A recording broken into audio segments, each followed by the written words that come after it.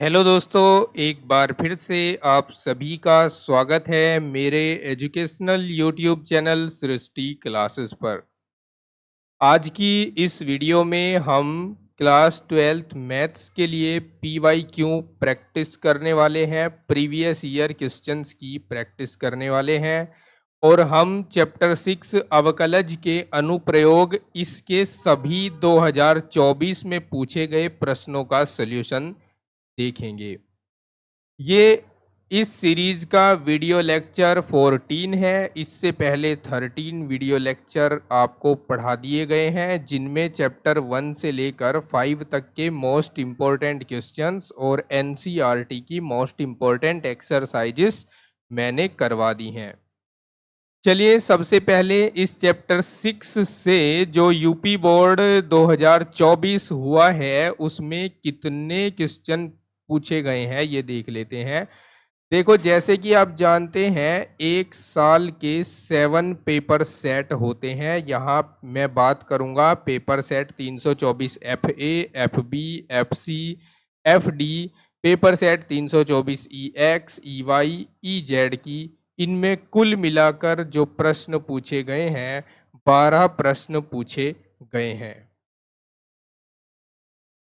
अब ये 12 प्रश्न अलग अलग पेपर सेट में कुल मिलाकर पूछे गए हैं, जिनमें से सबसे पहला पेपर सेट मैंने लिया है 324 FA।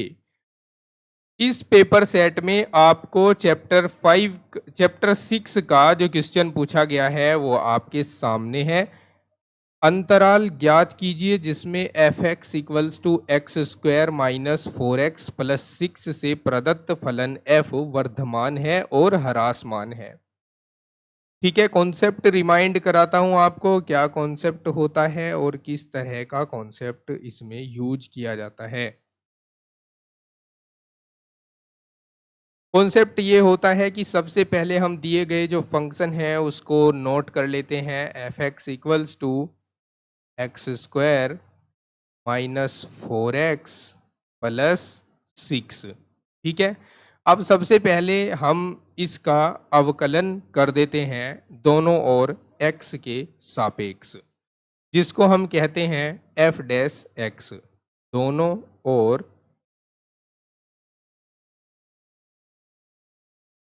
x के सापेक्ष अवकलन ठीक उसी तरह से करवाऊंगा जिस तरह से पेपर में लिखना होता है, जिस तरह से अच्छे नंबर मिलते हैं लिखने से। दोनों ओर x के सापेक्ष अवकलन।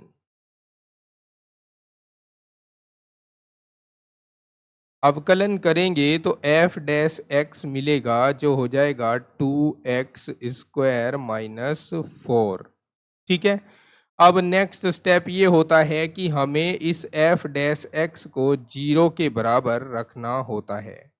f डैश x बराबर 0 implies that 2x square minus 4 equals to 0, और यहाँ से x के वैल्यू फाइंड करने होते हैं। 2x स्क्वायर इक्वल्स टू 4 हो जाएगा और यहाँ से x स्क्वायर इक्वल्स टू 4/2 हो जाएगा और यहाँ पर आएगा 2। That means x square equals to आ जाएगा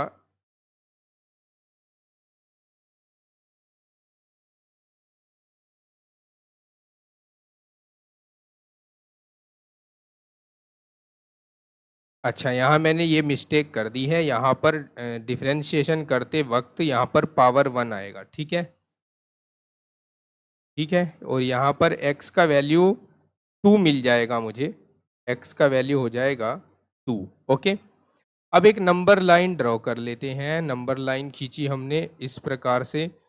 इस नंबर लाइन पर यहाँ माइनस अनंत होता है, यहाँ प्लस अनंत होता है और यहाँ बीच में हम 2 लिख लेते हैं। अब हमारे पास 2 वर्ग अंतराल हैं, एक तो माइनस अनंत और 2 के बीच वाला जो कि यहाँ है, और एक +2 और प्लस अनंत के बीच वाला जो कि यहाँ है। हम इस अंतराल का कोई एक बिंदु ले लेते हैं, अर्थात माइनस अनंत से लेकर 2 तक के बीच का कोई एक वैल्यू ले लेते हैं और उस पर इस f डैश x को चेक करते हैं कि ये कितना आएगा। ठीक है,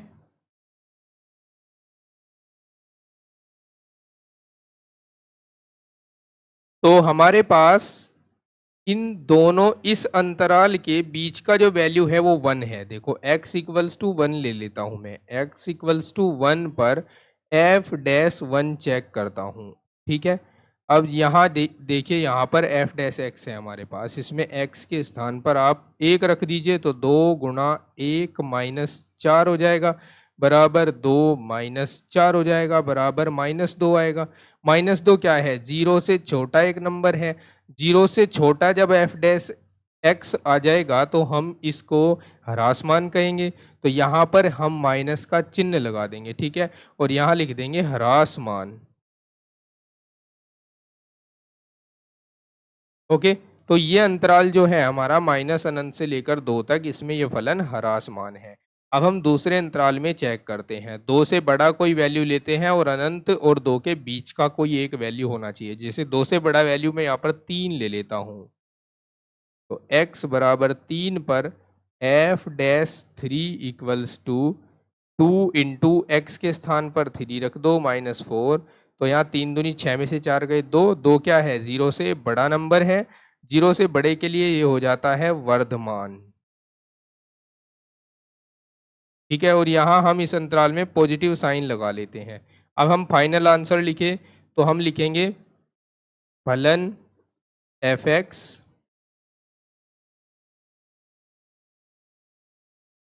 अंतराल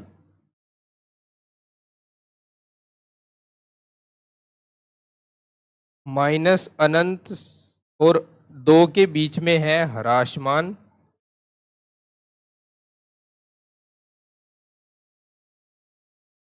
तथा अंतराल 2 और अनंत के बीच में है वर्धमान। यही तो बताना था हमें, फर्स्ट और सेकंड पार्ट थे ना इसके। हाँ, फर्स्ट और सेकंड पार्ट, तो ये इसका सेकंड पार्ट मान लो, ये इसका फर्स्ट पार्ट है और ये सेकंड पार्ट है, या फिर उल्टा है। हाँ, ये शायद उल्टा है। यहाँ पर ह्रासमान सेकंड पार्ट में पूछा था और वर्धमान फर्स्ट पार्ट में पूछा था, तो ये फर्स्ट पार्ट हो गया इसका और ये सेकंड पार्ट मान लो इसका, ठीक है। कुल मिलाकर ये हमारा आंसर है, समझ गए। नेक्स्ट पेपर सेट है 324 FA। क्वेश्चन पूछा गया है 8 नंबर का, वर्ष 2024 की बोर्ड परीक्षा में। हमें इसमें कहा है सिद्ध कीजिए कि r त्रिज्या के गोले के अंतर्गत अधिकतम आयतन के बेलन की ऊंचाई 2r बटे √3 है। देखो यहाँ r त्रिज्या का एक गोला दिया हुआ है, तो सबसे पहले तो हमें गोला बनाने की आवश्यकता है, तो हम यहाँ पर एक गोला बना लेते हैं। लो भैया, ये बन गया है गोला, ठीक है। इस गोले को थोड़ा सा नीचे एडजस्ट कर देते हैं, ये गोला बन गया।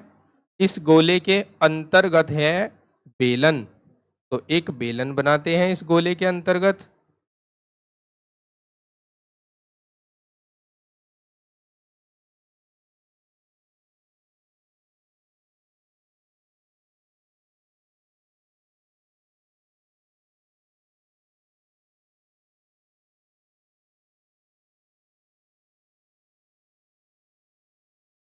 लो जी, बेलन बनाने का प्रयास करते हैं।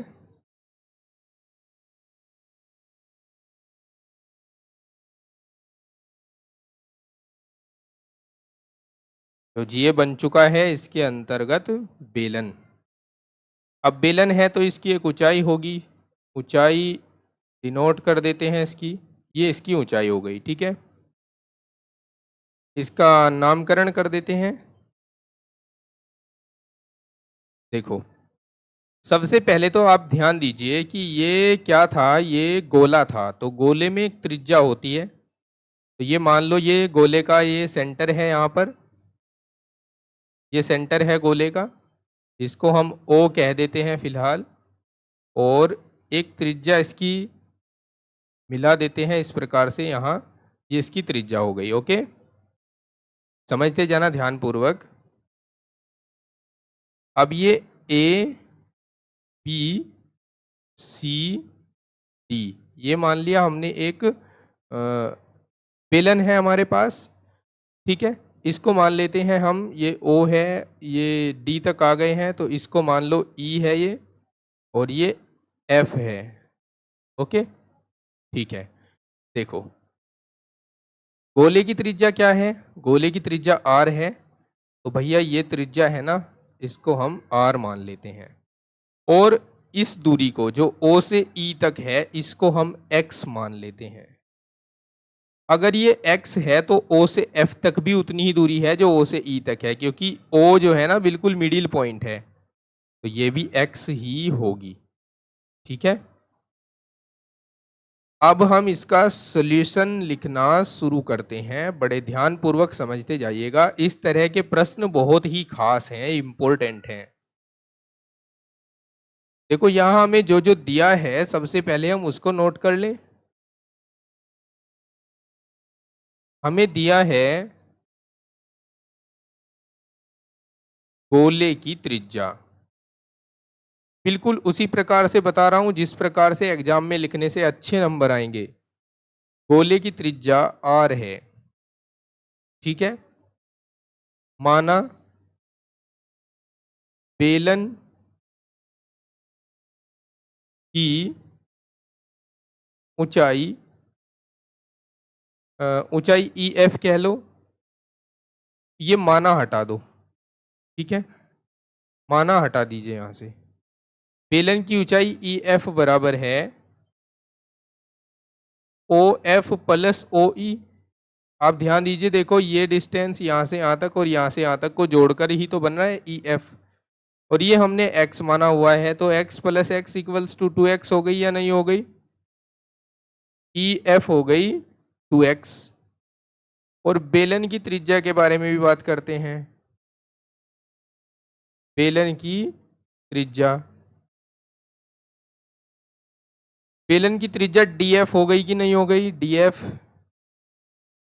DF बराबर, देखो DF कैसे ज्ञात करोगे आप, DF आपको मानना नहीं है अलग से, आप इस साइड का और इस साइड का यूज कर लो, क्योंकि यहाँ एक समकोण त्रिभुज बन रहा है, तो DF हो जाएगी कैपिटल R स्क्वायर में से x स्क्वायर माइनस कर देंगे, ठीक है, कर्ण स्क्वायर माइनस लंब स्क्वायर, ठीक है, यह आधार है DF इस त्रिभुज में। बात समझ आई ना? अच्छा चलिए आगे बढ़ते हैं।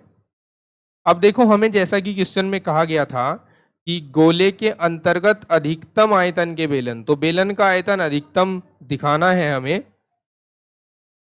तो अब हम बेलन का आयतन लिख लेंगे। अब बेलन का आयतन V बराबर मान लो इसे, ये हो जाएगा, बेलन का आयतन होता है पाई R स्क्वायर H, R का काम कर रहा है DF, DF का स्क्वायर इंटू में H, H का काम कर रहा है EF। ओके, ठीक है।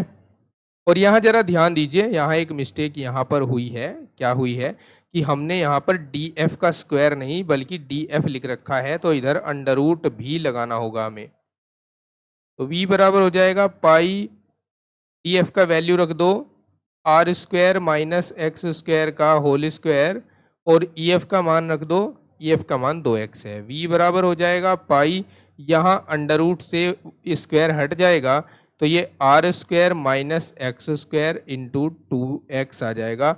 अब आप इस 2x की मल्टीप्लाई अंदर करा दें, तो V बराबर आ जाएगा, ये 2 तो बाहर ही रख ले, 2 पाई, और x की मल्टीप्लाई करा दें तो आ जाएगा x R square minus x cube. Okay, अब देखो इसे हम x के सापेक्ष डिफरेंशिएट करेंगे। x के ही सापेक्ष क्यों डिफरेंशिएट कर रहे हैं, क्योंकि जो r है हमारे पास यहाँ वो तो कांस्टेंट है, तो इसको हम dv अपॉन dx लिख देंगे और इधर डिफरेंशिएशन कर देंगे।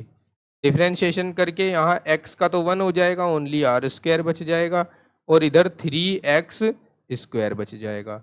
अब अकॉर्डिंग टू रूल dv अपॉन dx को 0 के इक्वल रखा जाता है, और यहाँ जो वेरिएबल अर्थात जो चर होता है उस चर राशि का मान ज्ञात किया जाता है। अगर ये 0 है, implies that 2 pi into r square minus 3x², ये भी 0 होगा। अब देखो 2 पाई तो 0 के बराबर होता नहीं प्यारे दोस्तों, 2 पाई नॉट इक्वल्स टू 0 लिखेंगे तो यहाँ से r square minus 3x² equals to 0 होगा, और are square equals to 3x² हो जाएगा, और यहाँ से x² का वैल्यू आ जाएगा r²/3, और दोनों ओर का वर्गमूल लेंगे तो x बराबर हो जाएगा r/√3। ठीक है, इसको आप इक्वेशन फर्स्ट कह दीजिए। अब हम x इक्वल्स टू r/√3 पर dv/dx का फिर से अवकलन कर देंगे, जिसको d2v/dx² कहेंगे। ठीक है, और यहाँ आ जाइए, देखो 2 पाई तो ये गुणांक है, इसको एज इट इज लिख दीजिए। फिर r² कांस्टेंट था, अचर था, अचर का अवकलन 0 होता है, माइनस ये 2 घात जो है, ये 2 घात जो है ना, इस पावर का डिफरेंशिएशन करेंगे तो 6x आ जाएगा यहाँ पर, और फाइनली ये 6 दूनी 12 माइनस 12 पाई हो जाएगा। अब चूंकि ये माइनस की संख्या है जो लेस देन 0 होती है, इसका मतलब कि जो यहाँ पर हमारे पास आयतन है वो महत्तम है, आयतन महत्तम है। अब हमें जो बेलन है उसकी महत्तम ऊंचाई बतानी थी। अब गोले की, सॉरी बेलन की, बेलन था ना हमारे पास, बेलन की ऊंचाई,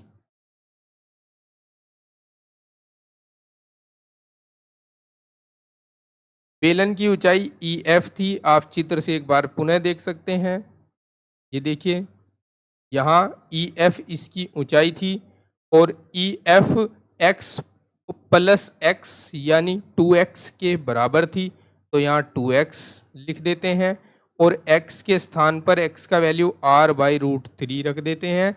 आप जैसे ही मल्टीप्लाई कराओगे तो 2r/√3 आ जाएगा, 2r/√3। ठीक है, ये हमें एक तो बेलन की ऊंचाई ज्ञात करनी थी, और अब हमें बेलन का आयतन भी ज्ञात करना है। अब चूंकि देखो v बराबर कितना था अपने पास, v बराबर ऊपर से कॉपी कर लो, यहाँ से ये था v का मान हमारे पास, इसको कॉपी कर लेते हैं नीचे।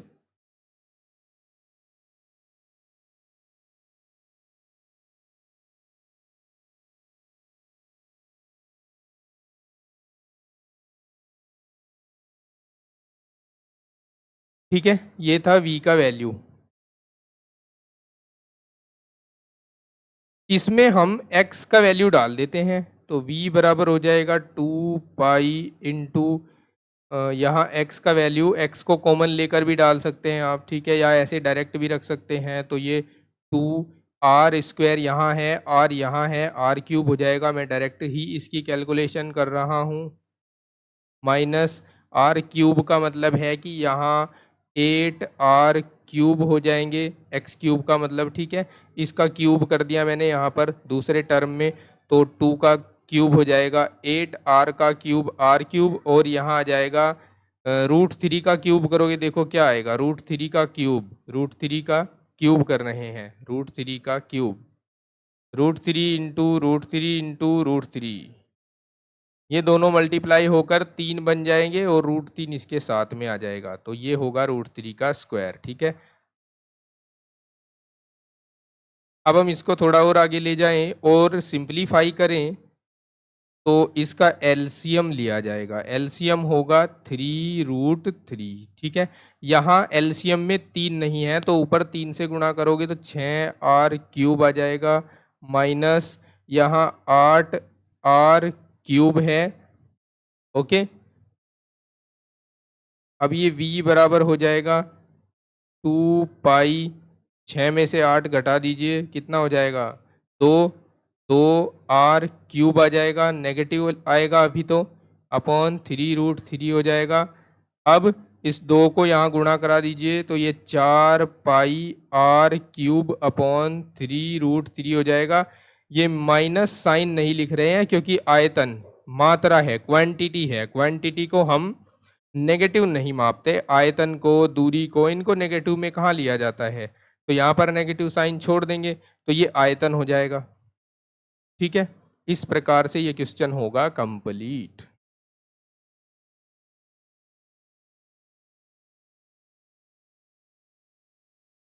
नेक्स्ट क्वेश्चन देखिए, देखो, सिद्ध कीजिए कि दी हुई ऊंचाई और महत्तम आयतन वाले शंकु का अर्धशीर्ष कोण tan इनवर्स √2 होता है।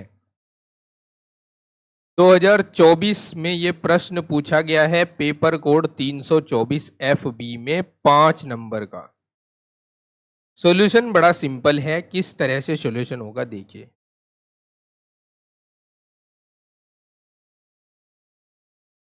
हमें चाहिए यहां पर एक शंकु, तो हम एक शंकु का चित्र खींचते हैं पहले तो।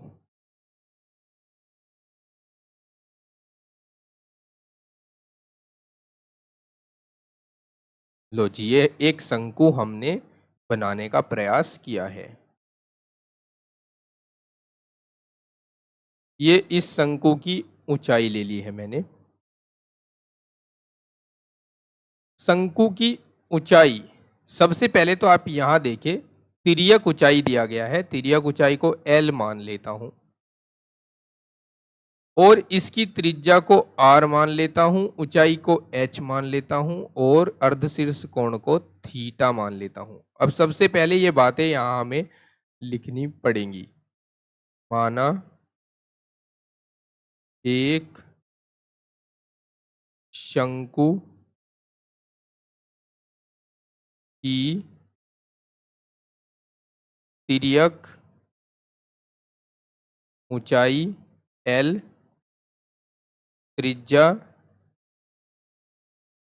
R तथा ऊंचाई H व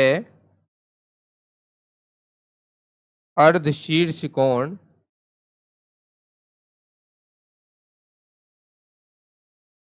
थीटा है। तब देखो, जो आयतन है ना वो महत्तम है यहां पर, तो आप आयतन लिखो शंकु का। शंकु का आयतन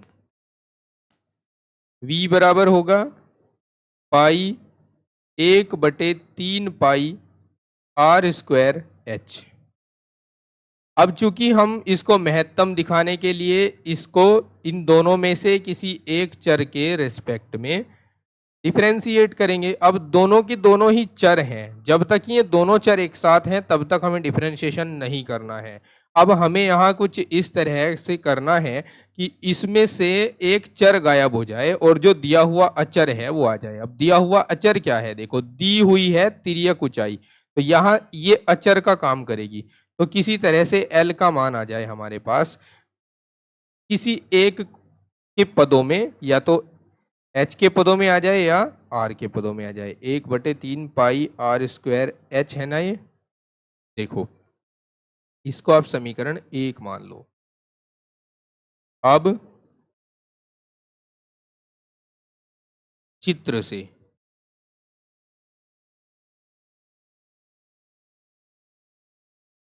त्रिभुज, इसको एक त्रिभुज मान लो ABC।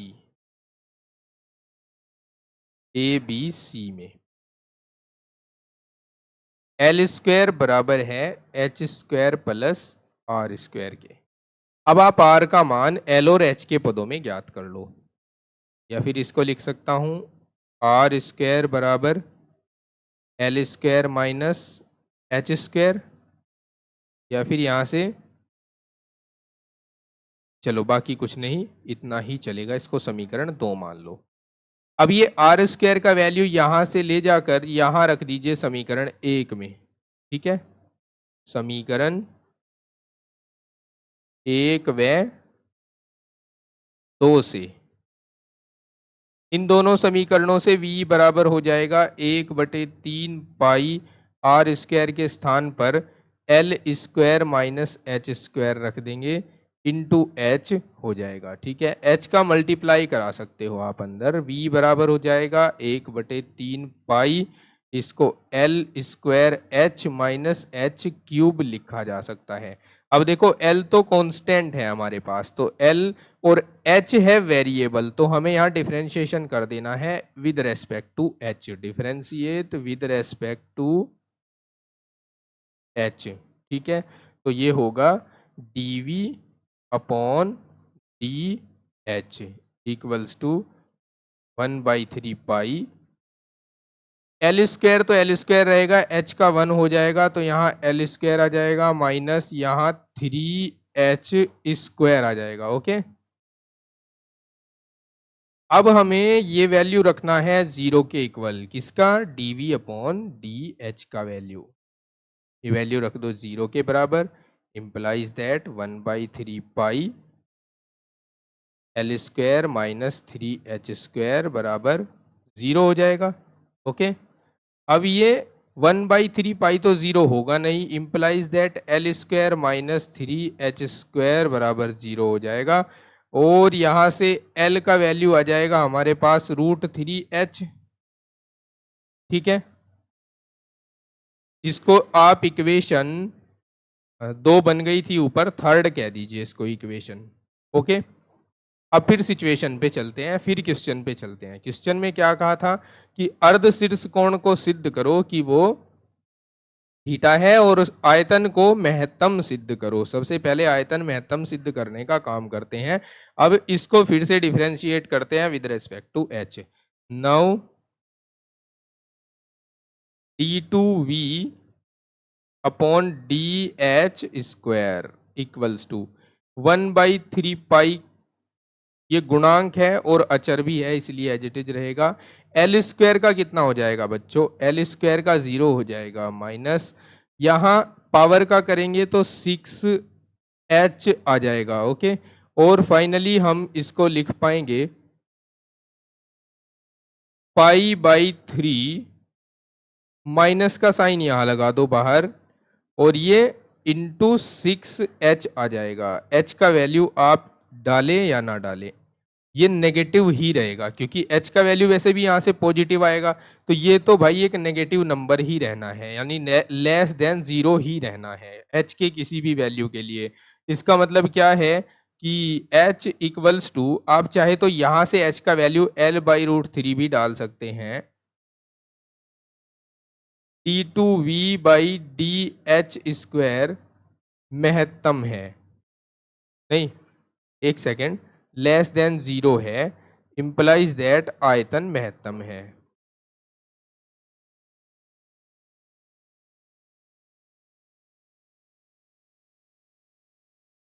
ओके, आयतन तो महत्तम हो गया। अब हम, जो हमें रिक्वायरमेंट थी, वो क्या रिक्वायरमेंट थी? देखो, अर्धशीर्ष कोण की, उसको ज्ञात करते हैं। तो थोड़ा यहाँ चित्र की जरूरत होगी, तो मैं यहाँ इधर साइड में काम करता हूं। अब चित्र से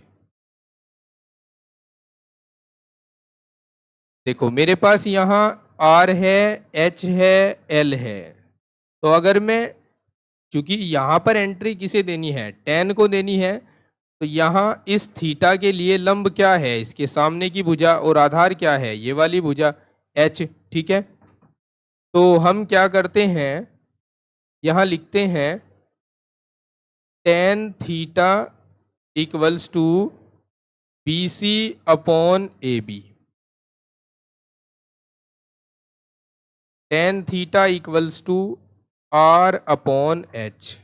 ठीक है, अब H का वैल्यू है आपके पास R के पदों में, और R का वैल्यू भी है L के पदों में। ठीक है, R का वैल्यू भी है L के पदों में, और H का वैल्यू भी है L के पदों में।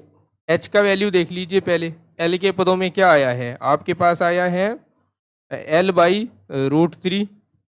ठीक है, तो यहां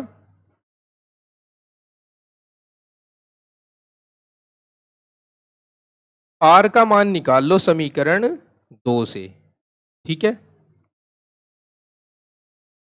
और H का मान रख दो L के पदों में। यहां समीकरण 1 ले लो अब बस, ठीक है, इसको यहीं पे रोको।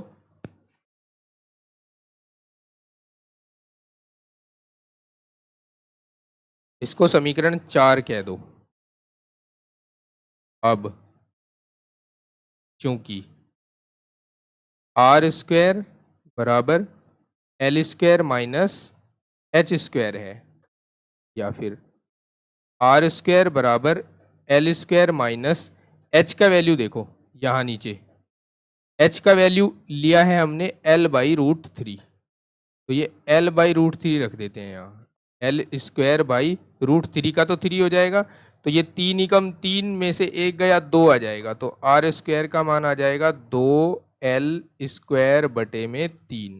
ओके, और यहाँ से अगर मैं R का मान ज्ञात करूँ तो √2L बटे √3 आ जाएगा। अब ये मान रख देते हैं हम समीकरण 4 में, तो लिखेंगे अब समीकरण 4 से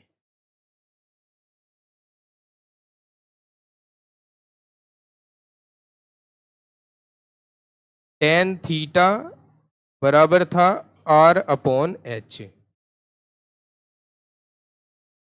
tan थीटा बराबर H का वैल्यू रख दो पहले, L/√3 है, और R का वैल्यू आपने अभी अभी ज्ञात किया √2L बटे √3, √2L बटे √3, √3 से √3 कट गया, L से L कट गया, तो tan थीटा रह गया √2 के बराबर,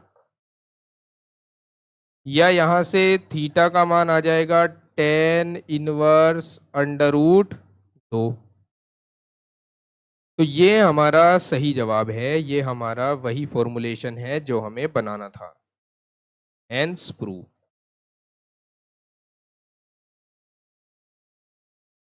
ठीक है, समझ गए।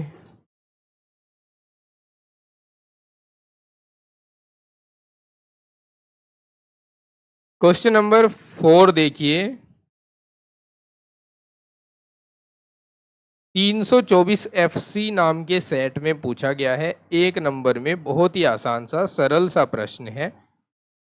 वक्र दिया है y equals to 2x square minus 3 cos x, x equals to 0 पर परवणता ज्ञात करनी है। परवणता देखो क्या होती है,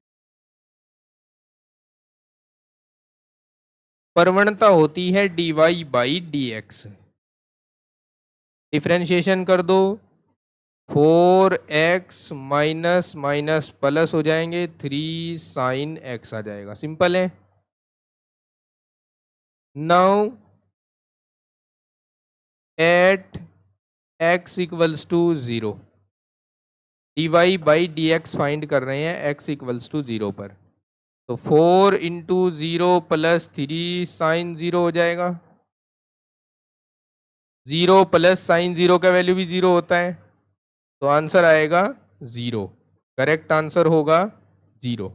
समझ गए। क्वेश्चन नंबर 5 देखिए, यहां एक वक्र दिया गया है, इसमें हमें ये 2 अंक में पूछा गया प्रश्न है, पेपर सेट 324 FC में 2024 में।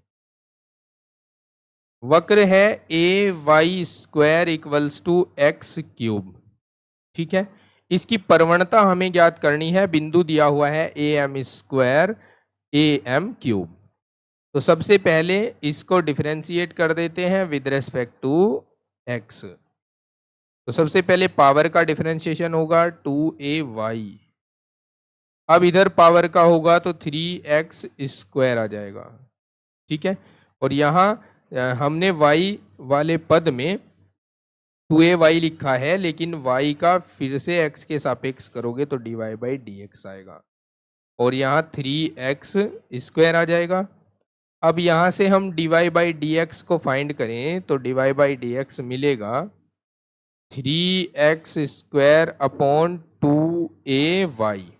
ओके, अब हम परवणता ज्ञात करने जा रहे हैं। x बराबर रख दो AM स्क्वायर और y बराबर रख दो am³ पर परवणता,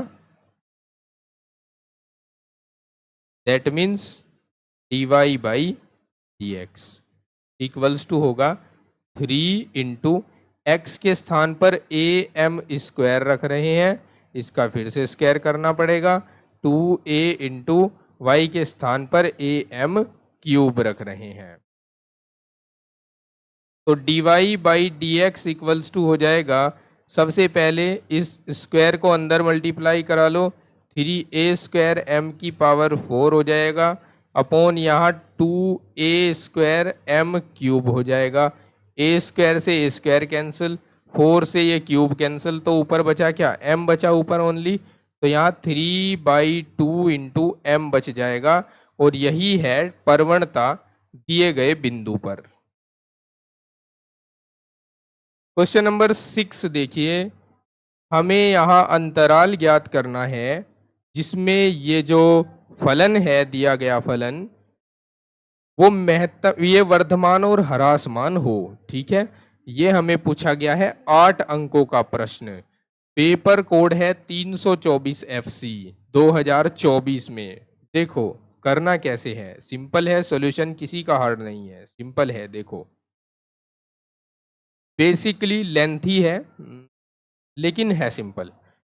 देखो सबसे पहले हमें जो फंक्शन दिया हुआ है उसको हम एज इट इज लिखेंगे।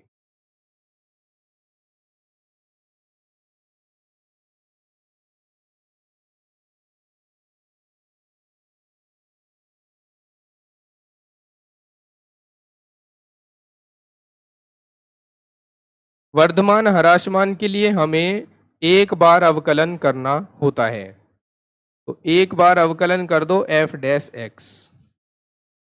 इस 4 को, चूंकि यहाँ पावर का पहले डिफरेंशिएशन होगा, 4 की गुणा 3 के साथ करेंगे तो 12/10 x³ आ जाएगा। यहाँ भी 12/5 x² आ जाएगा, यहाँ 6x आएगा, यहाँ 36/5 आ जाएगा, और इधर तो 0 हो जाएगा। ठीक है, अब हमें f'(x) को थोड़ा सा और यहाँ पर सही करके लिख लेना है, सिंप्लीफाई करके लिख लेना है।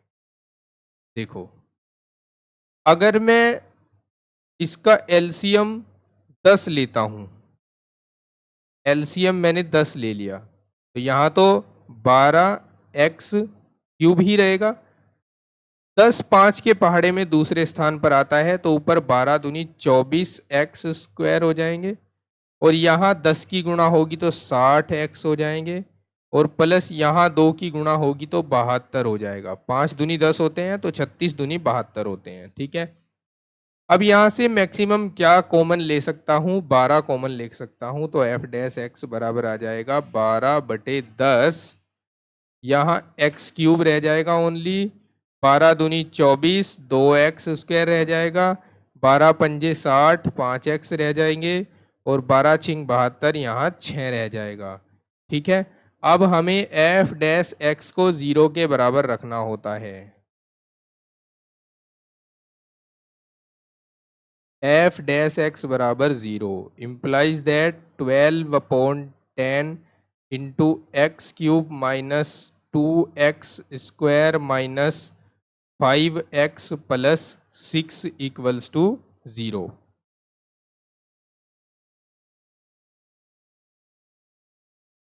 इक्वल्स टू 12/10, तो 0 नहीं होगा, इक्वल्स टू हटा देते हैं, अभी यहाँ लिखते हैं अब 12/10 तो 0 नहीं होगा, तो फिर क्या 0 होगा, x³ minus 2x² minus 5x plus 6 equals to 0 होगा। ओके, अब इसके हम फैक्टर करते हैं और x का वैल्यू ज्ञात करते हैं। सबसे पहले देखो x इक्वल्स टू 1 पर अगर मैं यहाँ 1 रखता हूं तो क्या होता है, 1³ minus 2 into 1² minus 5 into 1 plus 6 equals to 0। यहाँ 1 -2 -5 +6 = 0। यहाँ 6 और एक 7, 5 और 2 7 -7 = 0, 0 = 0 की सिचुएशन बन गई। इसका मतलब क्या है कि x - 1 इसका एक गुणनखंड है।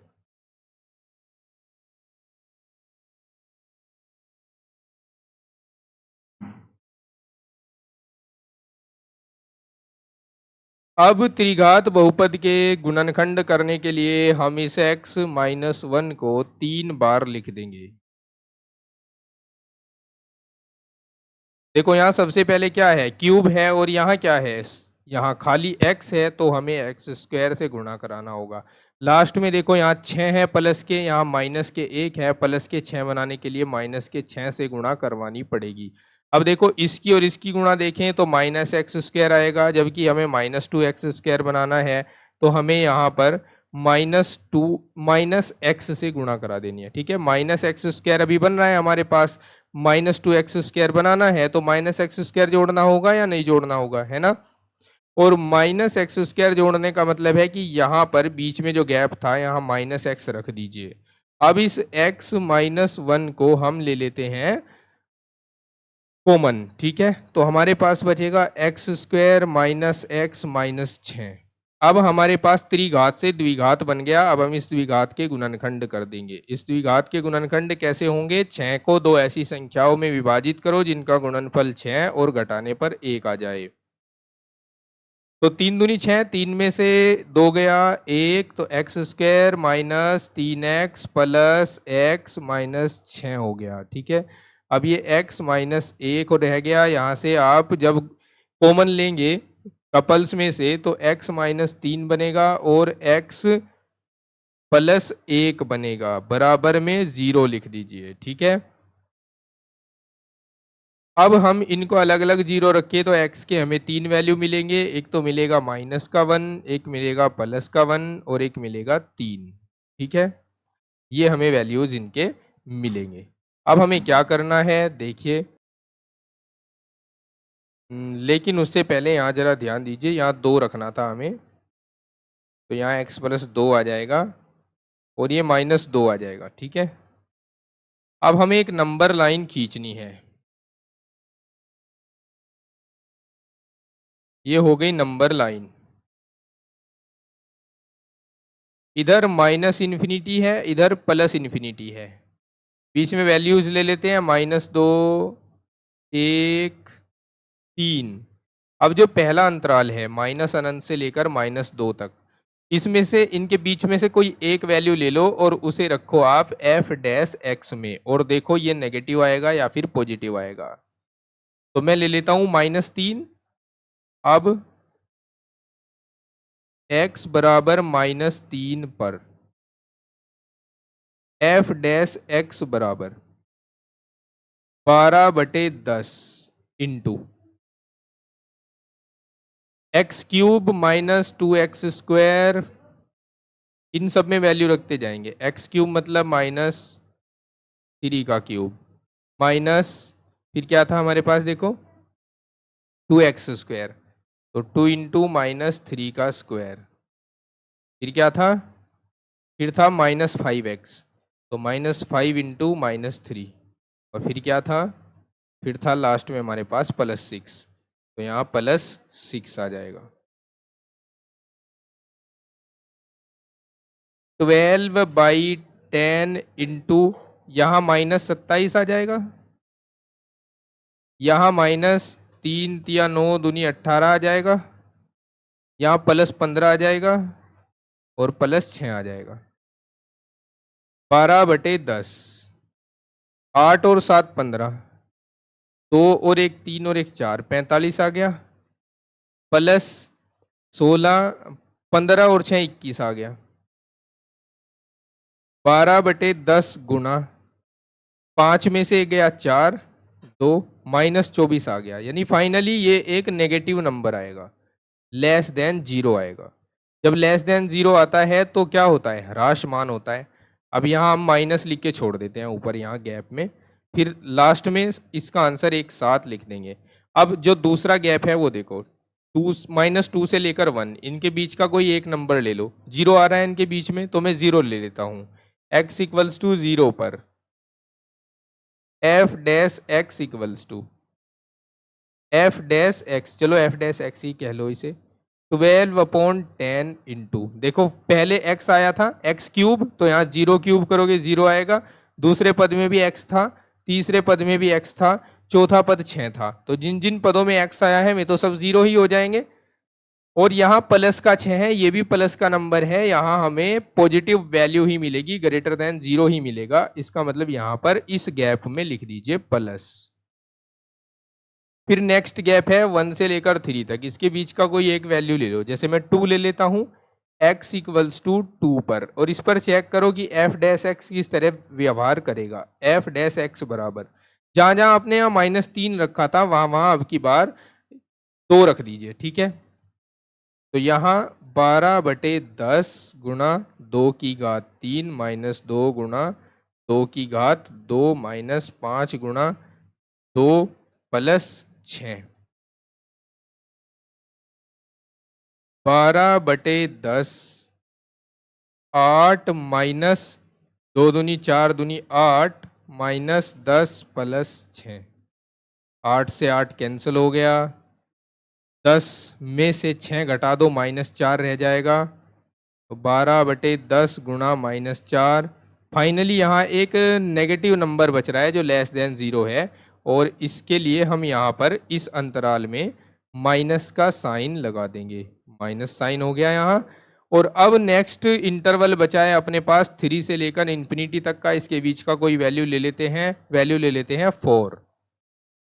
x इक्वल्स टू 4 पर f dash x equals to 12/10 into, जहां जहां 2 रखा था वहां वहां 4 रख लो अब की बार, 2 4 क्यूब माइनस 2 इंटू 4 का square minus 5 into 4 plus 6 equals to 12/10 into, ये 64 हो जाएगा, ये 32 हो जाएगा, ये 20 हो जाएगा, प्लस 6 आ जाएगा, ठीक है।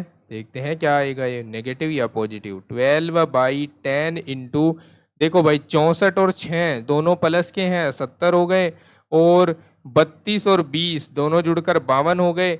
अब 52 में से 70 में से 52 घटाएंगे तो भाई पॉजिटिव नंबर ही आएगा। 12/10 इंटू, घटाओ जरा, कितने रह गए हमारे पास, 18 रह गए ना, ठीक है।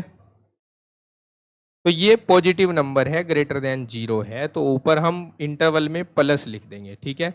अब ये इंटरवल बनाने का क्या फायदा है, इससे हमें समझने में आसानी रहती है। जिसमें माइनस लगा हुआ है उस इंटरवल में ये ह्रासमान है, और जिसमें प्लस लगा हुआ है उसमें ये वर्धमान है। तो अब मैं यहां पर फाइनल आंसर लिख देता हूं ऊपर। अब इंटरवल -∞ से -2 के बीच में व 1 से 3 के बीच में हमारा फलन ह्रासमान है,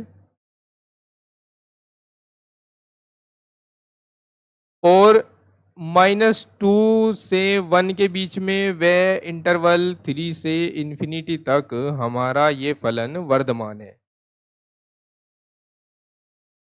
तो ये हमारे इस सवाल का जवाब हो गया, ठीक है प्यारे दोस्तों। तो वीडियो के इस पार्ट में यही 6 क्वेश्चन हमें सोल्व करने थे जो हम कर चुके हैं। नेक्स्ट जो 10 क्वेश्चन बचे हुए हैं वो मैं आपको वीडियो के नेक्स्ट पार्ट में सोल्व कराऊंगा, और सबकी एक प्लेलिस्ट बना रखी है मैंने, उसका लिंक भी मैं इसी वीडियो के डिस्क्रिप्शन में दे रहा हूं, एंड स्क्रीन पर और आई बटन में भी डाल दूंगा। आप उस प्लेलिस्ट को फॉलो कर लीजिए, उसमें सभी लेक्चर्स अवेलेबल हैं, सभी इंपॉर्टेंट क्वेश्चन अवेलेबल है। मिलते हैं नेक्स्ट लेक्चर में, तब तक के लिए take care, bye bye, have a nice day.